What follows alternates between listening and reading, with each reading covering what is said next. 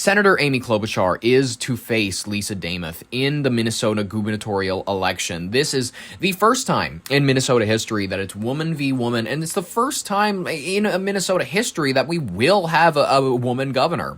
She is a four-term Democratic U.S. Senator. She is advancing to face Minnesota House Speaker Lisa Demuth in the November general election. Both candidates secured decisive victories in their respective primary contests on Tuesday. They cleared the way for a high-stakes campaign to succeed the outgoing Democratic Governor Tim Walz. She dominated the Democratic farmer-labor primary. Senator Klobuchar just knocked it out of the park. She captured roughly 90% of the vote against the field of lesser-known primary challengers. So she's campaigning on her legislative record, statewide popularity. Like we've said before, she pledged to focus on economic development, state government oversight, and the rural infrastructure. She plans to get those roads fixed up, I guess, or something like that. She's I don't know how much school is going to be on her mind. I don't know how much property value is going to be on her mind. I don't know. She's kind of vague on a lot of these other details. She's doing the typical politician thing of doing an ad where you smile next to people. You talk to your guy from Fergus Falls who's going to be your respective co-governor, lieutenant governor, whatever. She's running a very by-the-book kind of election. And it might work for her, because she's a very establishment person. She has a lot of, I've known Amy Klobuchar for the longest time. I remember when she was, I remember her failed attempts at running for president in the past. I remember her when she was just this little-known senator who was being played by, what's her name on SNL, Rachel Dratch. On the Republican side, Speaker Demuth, she was victorious from the competitive GOP primary. She defeated MyPillow CEO Mike Lindell. Damn, he held the endorsement from former President Donald Trump. I'm very thoroughly disappointed that he lost. I'm going to be honest with you, because I just thought he would be fun. I didn't think that he was great because of any of his qualifications. I didn't think he was even remotely, the right man for the job. I just thought he would be a fun guy to have in the debates against Amy Klobuchar. I wanted to hear him scream a little bit at her, because he always yells for some reason. He always sounds like he's kind of yelling because he just doesn't have much power in his throat. I have no idea, but he's a creaky-voiced guy, and I'm going to miss him, unfortunately. He's already contesting, by the way, the results. He's like, these sort of things. You saw the polls come out. These disparities do not happen in elections. If you take polls, okay, you have more than one poll a week ago, okay? 7%, 9%, and 9% favored by me. If you look up here, you've got a 15% or 13% the other way. These numbers don't happen in elections. They don't, you guys. These are the power of numbers. Now, the day of voters that were supposed to come in, as they came in, I started gaining. And then all of a sudden, and this is coming in from Edison Research, these polls are coming in, everything goes through Edison Research in New Jersey. All of a sudden, 36,000 votes came in and 6,000 for me. That's a deviation that doesn't make sense. So, guys, I expect there will be a Mike Lindell v. the state of Minnesota heading to the Supreme Court very soon. He is ready to fight these results. We're just going to check all that, and we've had people looking at this election and other elections across the country. Every election across this country, we've had people watching. And, I'm not saying that anything's happened, but there's numbers that don't add up, and that's what we're going to look at. And I will have a full report for all of you tomorrow.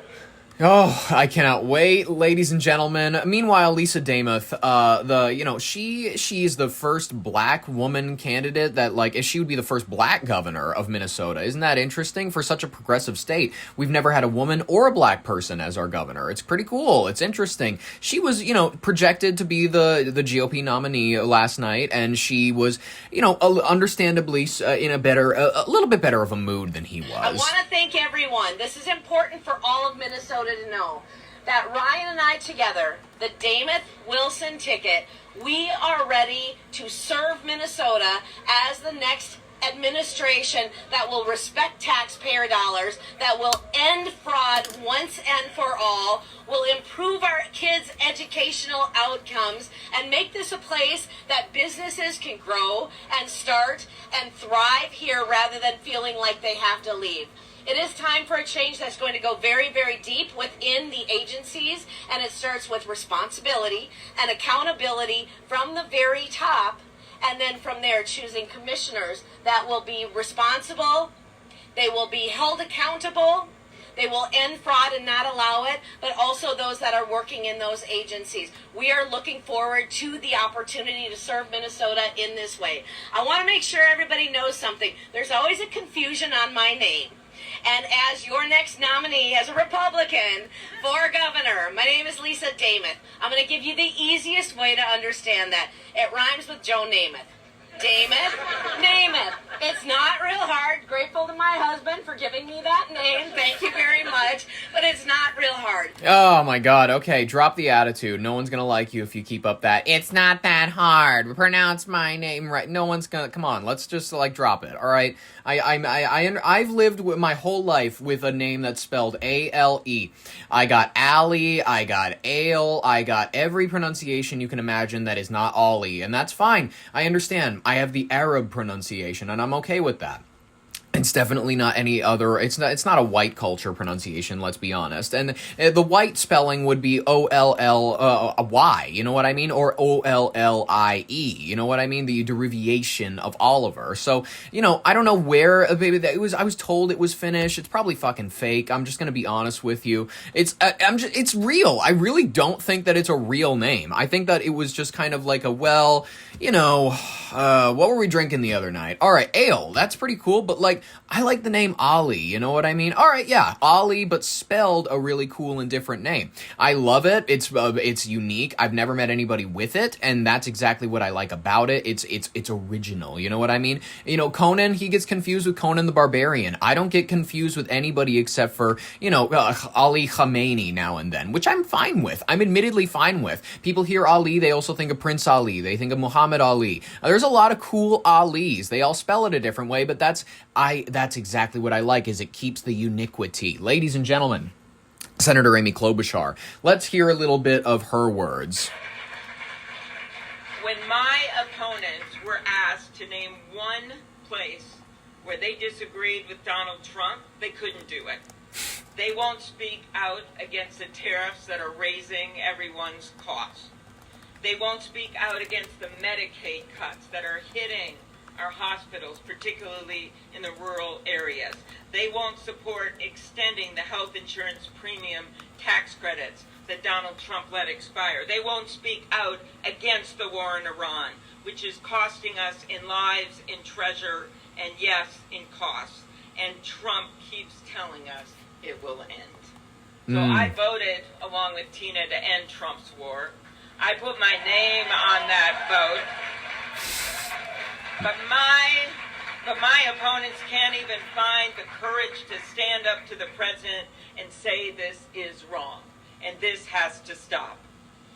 I plan to do, and I pledge to do my job without fear or favor. I will be fearless for Minnesota.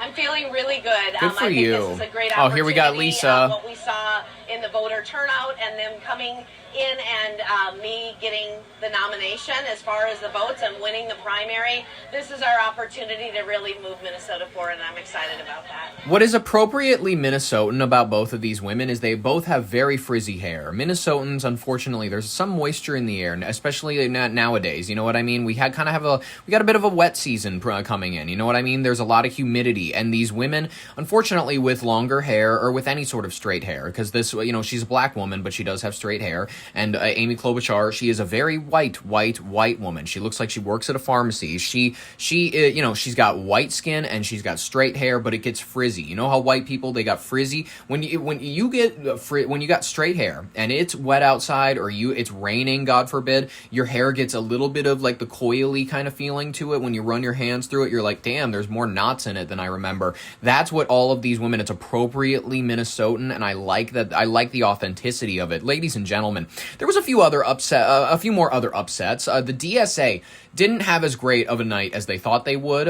More importantly, in the Midwest, let's keep it, central to the Midwest. Wisconsin, they had Francesca Hong, a woman threatening to take over the state in a Maoist-like regime overturn, and thankfully for them, it seems as though the brother Crowley, David Crowley, he's more of a moderate. He defeated Miss Francesca Hong, and she was not the happiest about it. But I'm going to be honest with you, a lot of people in Wisconsin celebrated. Yeah, breaking news from Wisconsin. CBS News has projected a winner in the Democratic primary for governor, and it's a surprise. This race turned out to be super close, but we estimate David Crowley has defeated the longtime frontrunner Francesca Hong.